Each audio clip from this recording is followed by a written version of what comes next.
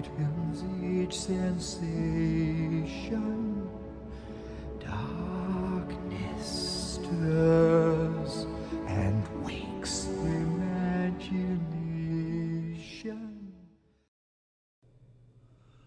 The following is a supplement to my earlier video titled A Musical Analysis of the Ending Passage from Music of the Night.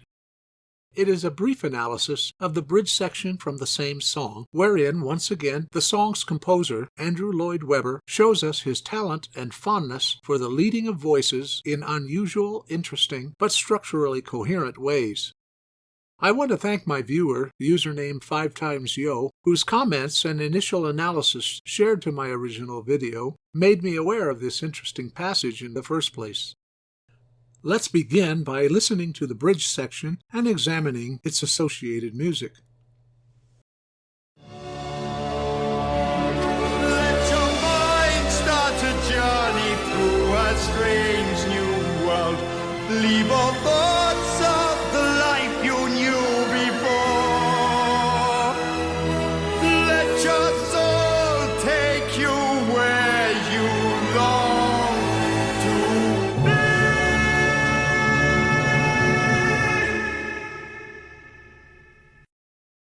Note that although we begin and end the passage in the key of D major, the chords in the center of the passage, C major, F major, B flat major, and E major, are completely foreign to D major, and thereby indicate some kind of musical excursion away from and back to the key of D major. It becomes an analytical challenge, then, to find the relationships that not only connect these chords to D major, but also to one another. We can begin our analysis by zooming in on the B flat major, followed by the E major, as the two chords in the sequence that are most foreign to the key of D major. In my experience, whenever I see two very contrasting chords next to one another, like the B flat major containing its B flat and the E major containing a G sharp, it leads me to consider a Neapolitan or Neapolitan sixth chord. Let's focus on this B flat major triad for a moment to consider whether it is functioning or acting like a Neapolitan or Neapolitan sixth. Traditionally, the Neapolitan chord is associated with minor keys.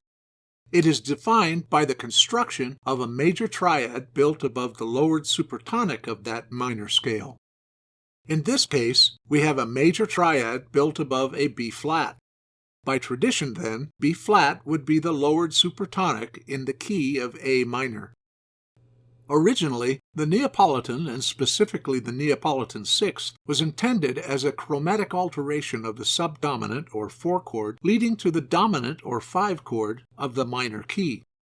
In this case, again, our B flat leads to an E major triad, and the E major triad would indeed be the dominant or 5 chord in the key of A minor.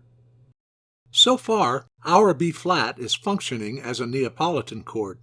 In order to be a true Neapolitan sixth chord, the B flat major would need to be in its first inversion, having its D natural in the bass voice. Listening to this small segment of the passage, Leave all thoughts of the life you knew before. we hear pretty clearly the D moving to E in the bass. Thus, this B-flat triad is functioning exactly like a traditional Neapolitan sixth chord in the key of A minor. But now the question becomes, how do the rest of the chords relate to the key of A minor? How can we move from the key of D major to A minor in a way that provides a pathway for the merging of all of the other chords? Which of our 4 chords, C, F, B flat, and E, are common to the keys of both D major and A minor?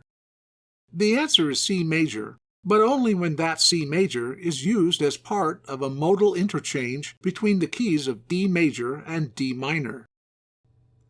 To put it simply, modal interchange is the practice of temporarily borrowing chords from a parallel tonality or modality without abandoning the established key.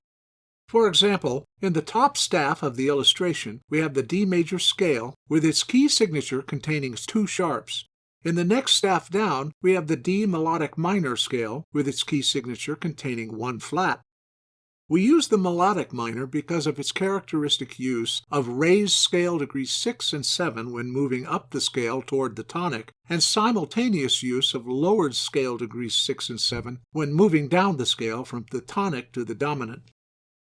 In the next step down, looking at the triads that can be constructed over the D melodic minor scale using both the lowered and raised 6 and 7 scale degrees, we find that, other than the tonic, every scale degree yields two distinctive triads.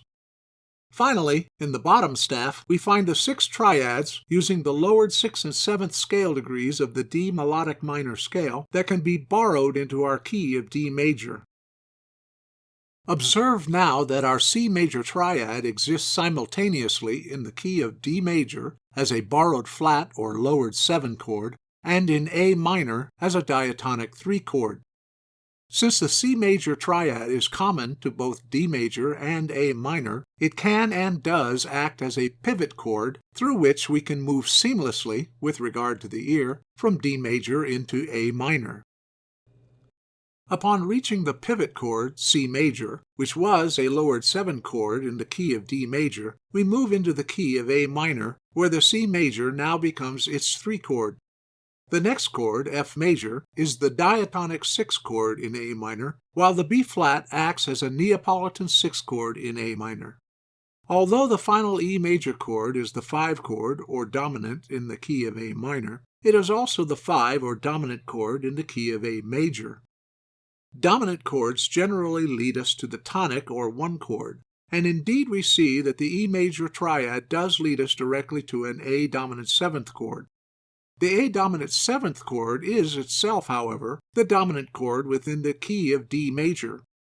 Thus, what we have is a dominant chain which leads us back to our original key of D major. So, once again, Andrew Lloyd Weber leads us through an interesting chromatic path involving a short excursion away from and back to the original key center, while leading the voices in a way that makes that path comfortable and easy on the ear. I hope that you have gotten some amount of musical guidance from this video, a little more useful information, and perhaps even a little inspiration for your musical endeavors.